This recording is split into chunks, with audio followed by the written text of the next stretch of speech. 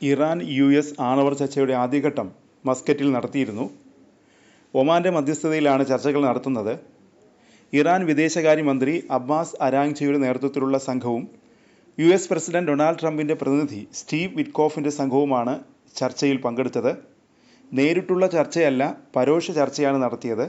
ഇരു സംഘവും രണ്ടിടത്തിരുന്നാണ് ചർച്ചകൾ നടത്തിയത്. ഒമാൻ വിദേശകാര്യമന്ത്രി സയ്യിദ് അൽ ബുസൈദിയാണ് ആദ്യഘട്ട ചർച്ചയിൽ മധ്യസ്ഥത വഹിച്ചത്. ഏപ്രിൽ 12-നായിരുന്നു ആദ്യഘട്ട ചർച്ച. ചർച്ച പോസിറ്റീവായിരുന്നുവെന്നാണ് ഇറാൻ വിദേശകാര്യമന്ത്രി അബ്ബാസ് അരാങ്ചി പിന്നീട് പ്രതികരിച്ചത്. ചർച്ചകളിൽ US സംഘവും സംതൃപ്തി പ്രകടിപ്പിച്ചിരുന്നു. ഏപ്രിൽ 19-നാണ് രണ്ടാംഘട്ട ചർച്ച.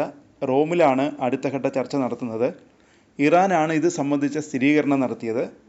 രണ്ടാംഘട്ട ചർച്ചയുടെ സ്ഥലം സംബന്ധിച്ച ആശയക്കുഴപ്പമുണ്ടായിരുന്നു. തുടർന്നാണ് വിശദീകരണവുമായി ഇറാൻ എത്തിയത്. ഞായറാഴ്ച റോമിൽ നടത്തുന്ന രണ്ടാംഘട്ട ചർച്ചയിലും ഒമാൻ തന്നെയാണ് മധ്യസ്ഥത വഹിക്കുന്നത്. അതിനിടെ ഏറ്റവും ഒടുവിൽ ആണവ ചർച്ചകളിൽ നിന്ന് ഇറാൻ പിന്മാറിയേക്കുമെന്ന സൂചനകളും പുറത്തുവരുന്നു. ആണവ ചർച്ചകൾ പുരോഗമിക്കുന്നതിനിടെ ഇറാൻ വിദേശകാര്യ മന്ത്രാലയ വക്താവ് ഇസ്മയിൽ ബഗായി അമേരിക്കയ്ക്ക് നൽകിയ മുന്നറിയിപ്പാണ് ഇത് സംബന്ധിച്ച സൂചന നൽകുന്നത്. ഒരു കരാറിലെത്താൻ ഇറാൻ തങ്ങളുടെ ആണവ സമ്പുഷ്ടീകരണ പരിപാടി പൂർണ്ണമായും നിർത്തണമെന്നാണ് US പ്രസിഡന്റ് ഡൊണാൾഡ് ട്രംപിൻ്റെ പ്രതിനിധി സ്റ്റീവ് വിറ്റ്കോഫ് പറഞ്ഞത്. പിന്നാലെ ബഗായി എക്സിൽ പ്രതികരണം നൽകുകയും ചെയ്തു. ഇത്തരം പ്രസ്താവനകൾ ഇറാനും USഉം തമ്മിലുള്ള ചർച്ചകൾ തടസ്സപ്പെടുത്തുമെന്നാണ് ബഗായി പറഞ്ഞത്.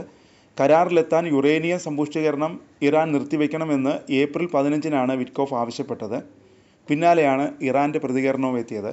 ചർച്ചകൾ മുന്നോട്ടു പോകാൻ ഇത്തരം പ്രസ്താവനകൾ നിർത്തണമെന്നും ഇത് ഇറാൻ US ആണവ ചർച്ചകളെ തകിടം മറിക്കുമെന്നും ബഗായി മുന്നറിയിപ്പ് നൽകി.